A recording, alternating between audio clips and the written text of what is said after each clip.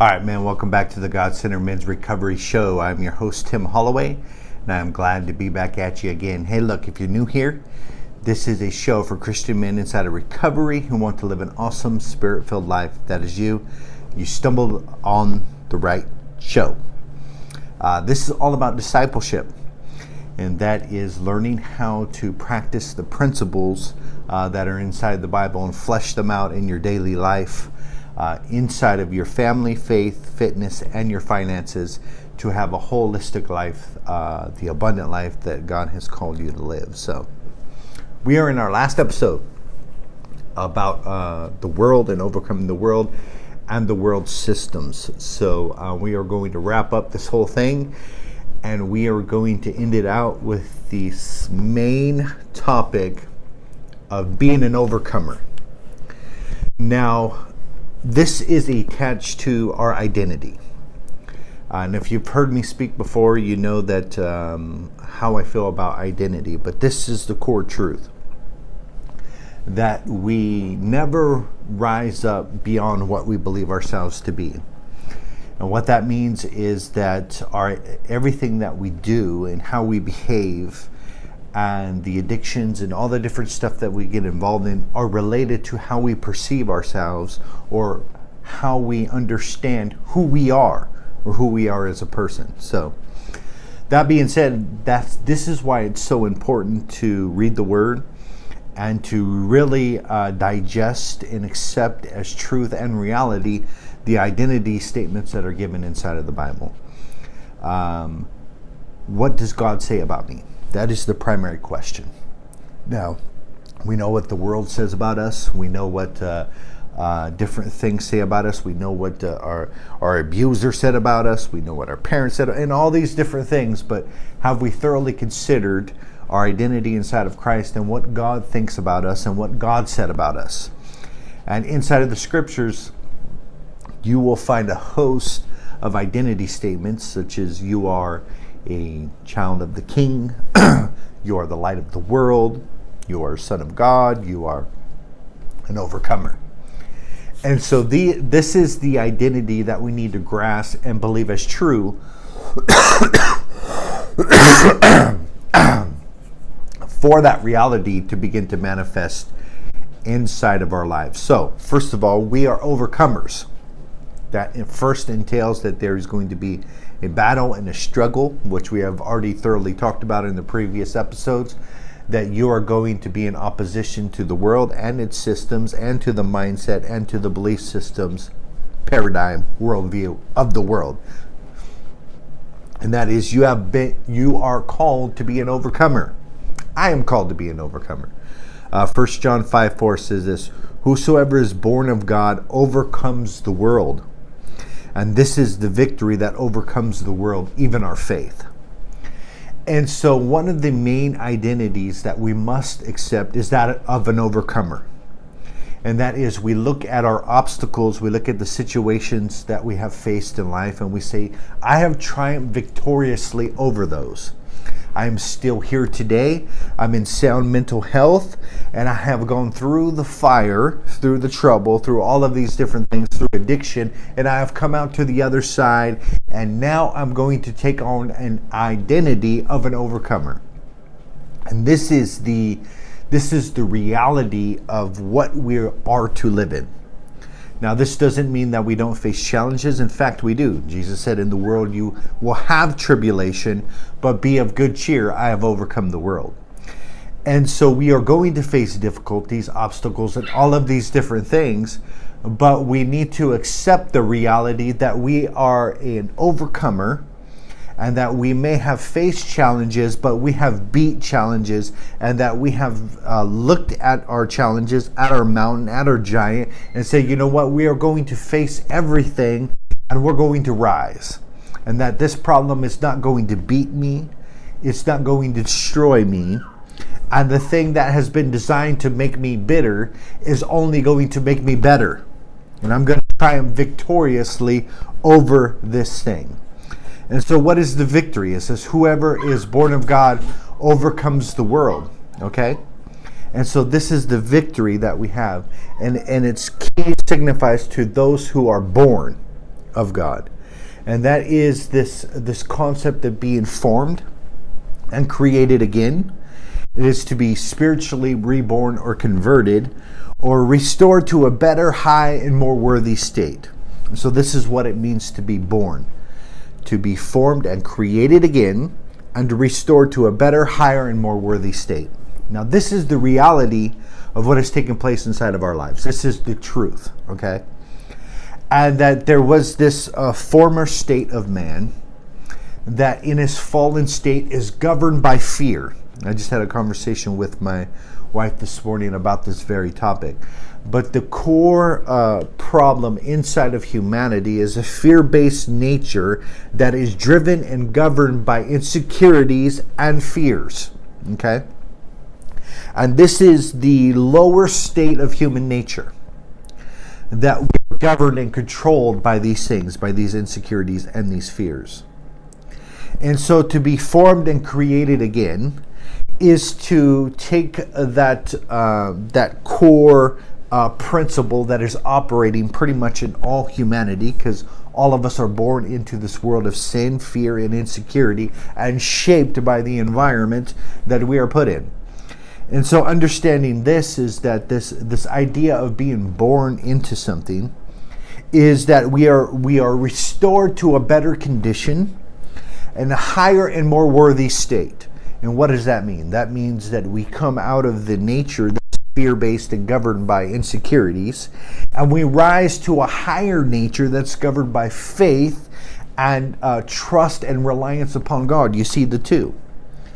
Now, I thoroughly believe that there are two kinds of people in this world. There are those who are governed by fear, and there are those who are governed by faith, and that's pretty much it. And so we're either letting our insecurities dominate and control our lives, or we're rising up in the security of our new identity as sonship and divinity inside of partaking of the divine nature of Christ that has been given to us. And the fact is that we are royalty. We are part of a royal family. And accepting that new identity, accepting your new genetics, if you will, of who the core of who you are, is going to begin to change your mindset so you can behave accordingly. And that is that if you understand that you are a prince, the son of a king, that your identity and your behavior begins to line up with that of royalty. But if you believe that you are fearful and insecure and have this sin-based nature and you're at its control and at its whims, you are going to act accordingly also. So it's important to have the identity of an overcomer. So we have been restored to a better state and condition. Mankind in the garden, we've seen what took place. Disobedience happened. Adam failed to yield to the Spirit of God. Fear and insecurity crept in, and he began to make excuses. He began to blame shift. He began to run and hide from the presence of God. And so that is humanity at its core. All are in opposition, are born into this opposition, and are running from the presence of God inside of their lives, and making excuses and blame shifting, all of those things. And so being restored to a better, higher state is taking us out of that state and condition and restoring peace, restoring relationship, restoring identity that we have inside of God. And that is an awesome reality.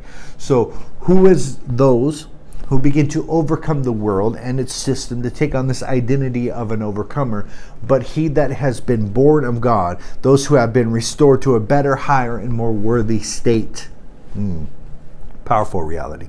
So this concept of being born again is it has the word regenerate, and it's two words, okay? And it comes from the word, of course, Genesis, which we have in the beginning. But to generate something is to create it again. And so in this concept and idea of regeneration is that we are being recreated.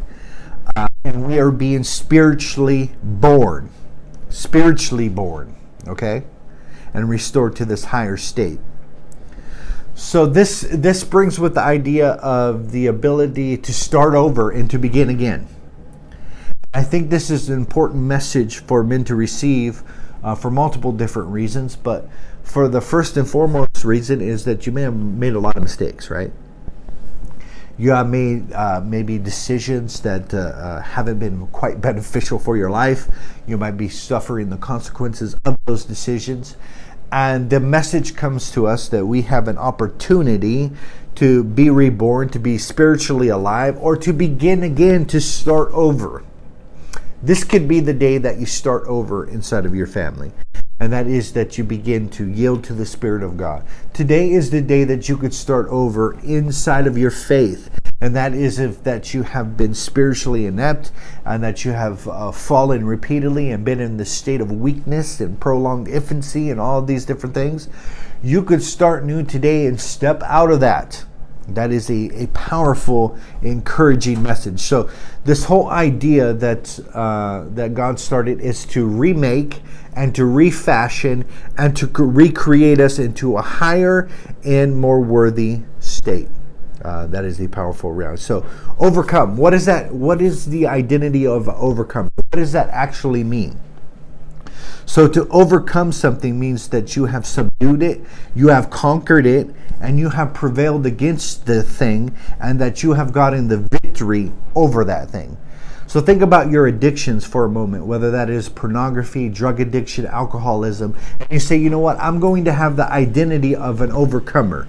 And that is, I'm going to subdue this thing, I'm going to conquer this thing, I'm going to prevail against this thing, and I'm going to have the victory. That is a powerful mindset to have.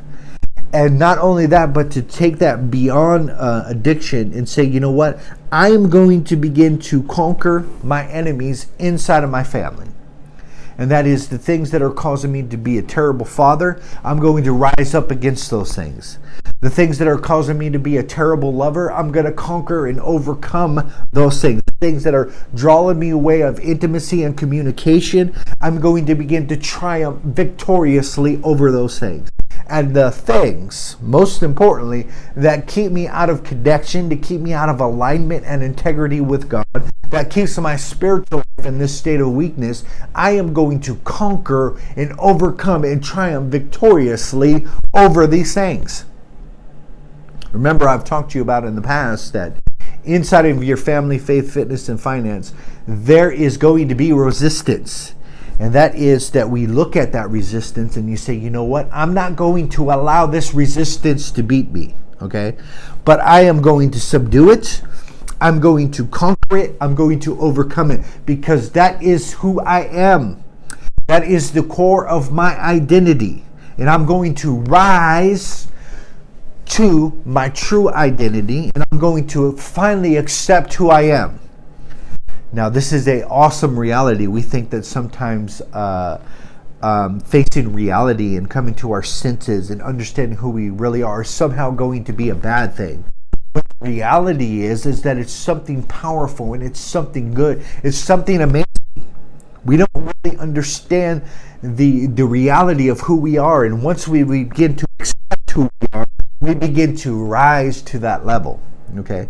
But a spoken word of our Father who art in heaven, word that He has given to us about who we are and what we have in this world. Man, that is powerful. So overcome, subdue means this, that I'm going to conquer and I'm going to bring this into subjection. That I'm going to vanquish this, I'm going to bring this under control. Okay? And so having the identity of an overcomer, there are certain things in my life that need to come under my subjection, right? Or under subjection of the rule of the king. Because we are in a new kingdom and this king reigns. He rules and reigns. And we have to ask ourselves, are we going to be swayed and we are going to be influenced by that spirit? So am I going to bring these things into subjection? Am I going to bring these things into subjection? And that the areas of my life that are out of compliance, that are not growing, that are not filled with strength, and not filled with power, am I going to bring these things into subjection? Now, I want you to ask yourself a question. And that look at the areas of your life and ask yourself, where am I not in subjection? Where are these things beating me? I'm not beating them, they're beating me. And to begin to ask yourself, are you rising up to your true identity, who you really are, and saying, you know what, this situation inside of my faith that causes me to fall repeatedly, I'm going to make a choice, and I'm going to bring that subjection under my feet where that problem belongs. And I'm going to begin to tread over this problem in a very royal fashion, okay? This problem is going to know who rules the roost and who runs the show, right? And so that's the way we have to be with the evil influences inside of our life that are trying to sway us in a direction we don't really want to go. We have to rise up in our authority and say, you know what, you are going to be subject unto me. Okay? So subdue, bring into subjection, bring under control. The next word is conquer, and that is to gain mastery. You know, I thoroughly believe that discipleship and why we are left inside of this world is to grow and develop inside of our integrity and to begin to be more and more in line with God in every single area of our life. And that is to really gain mastery. If there's anything that we want to gain mastery in, that is our connection and our relationship with God. The whole purpose of the written word and this existence is for us to begin to trust and rely on God, and us to begin this open dialogue and this communication and this connection. Okay? So if anything, we need to gain mastery over our faith, but even more so, because God wants us to live holistically.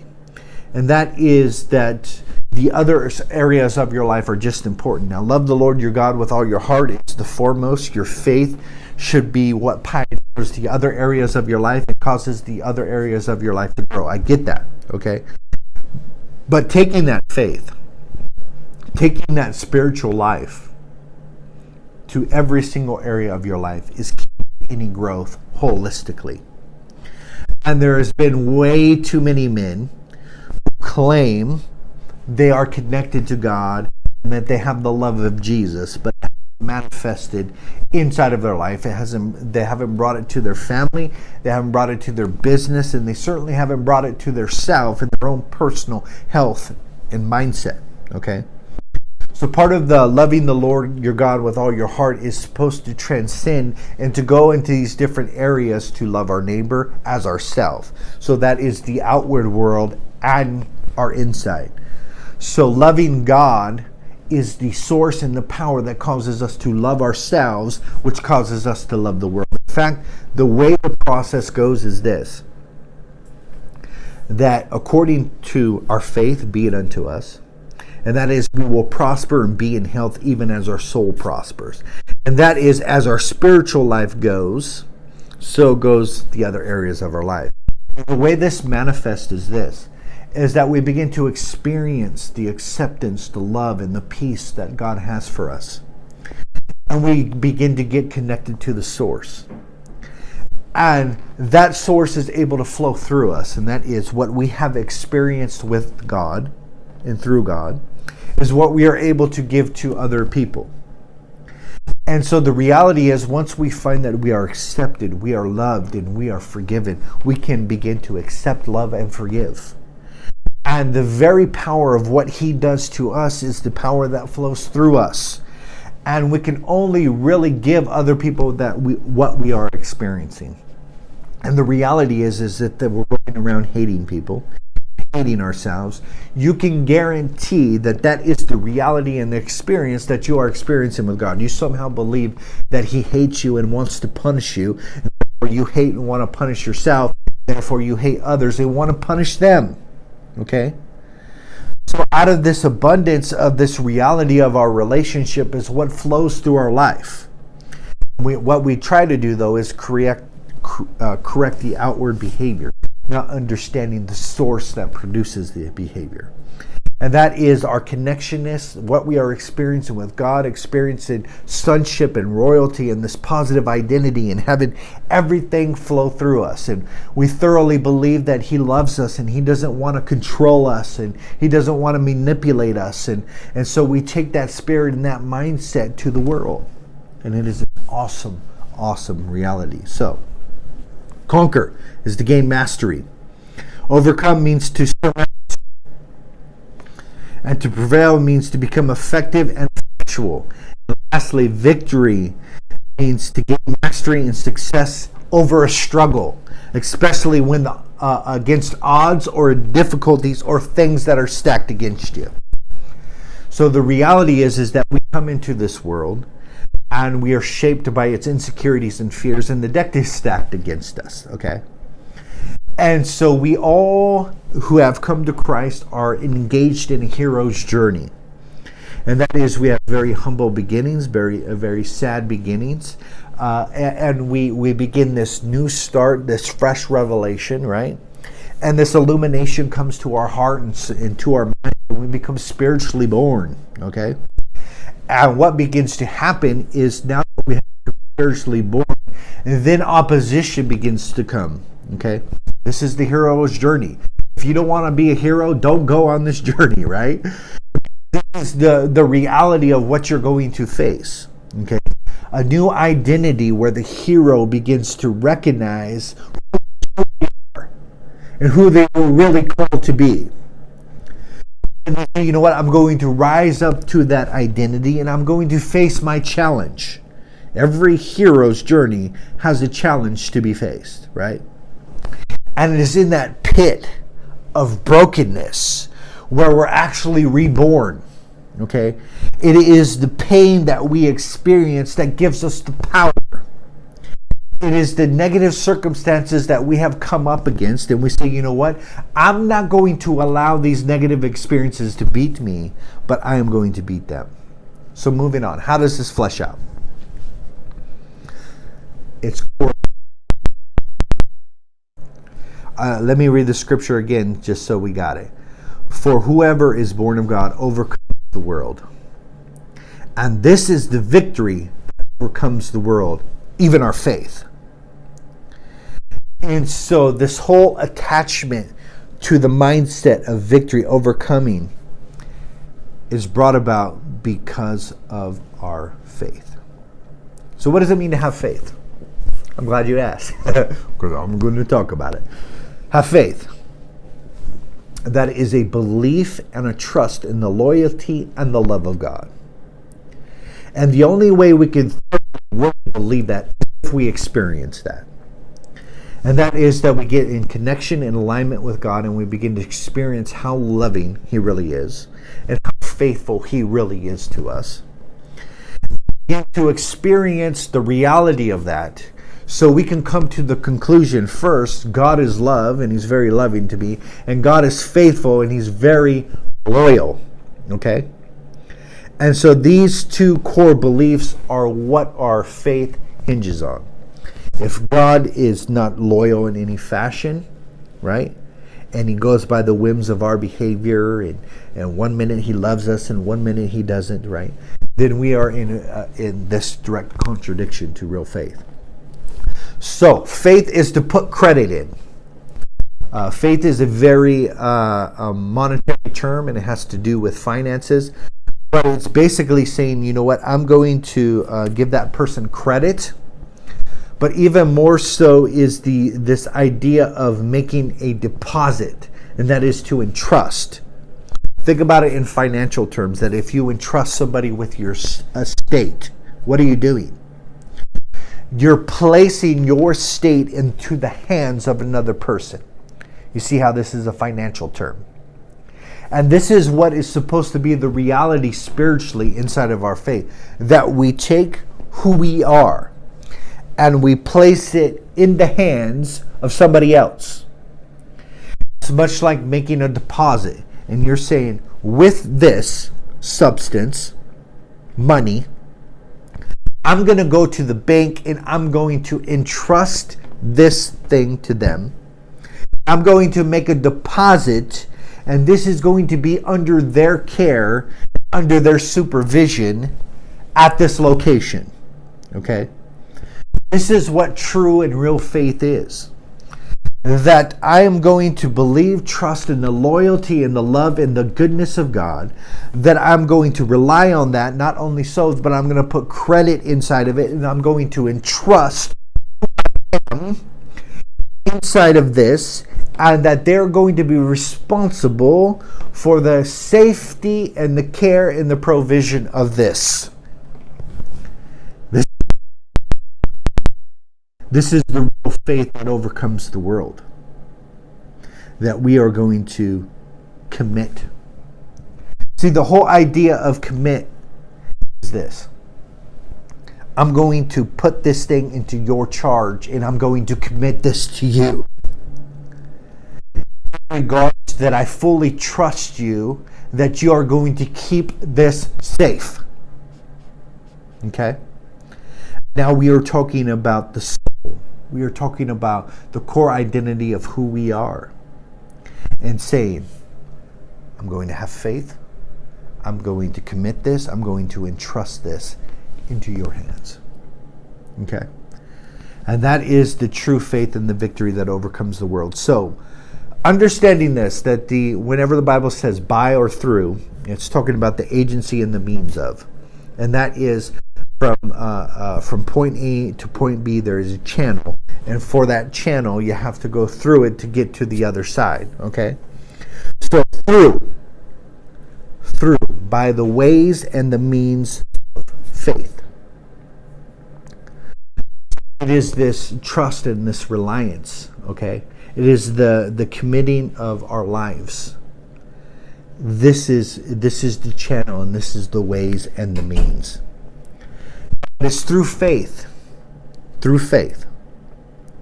that we are declared free, and that we are declared righteous.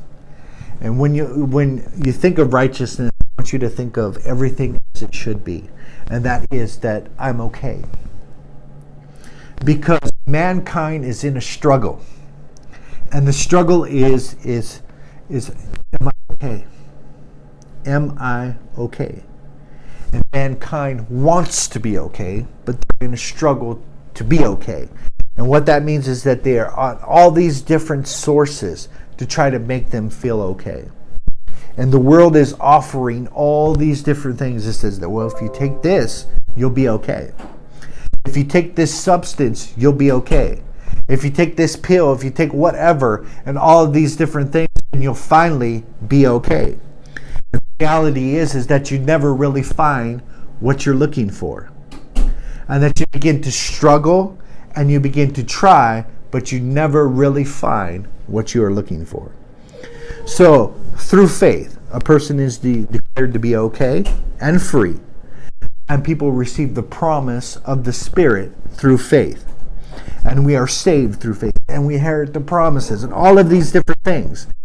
Now, in the biblical times, these men are declared that they subdued kingdoms. They did righteous things. They obtained the promises. They stopped the mouth of lions.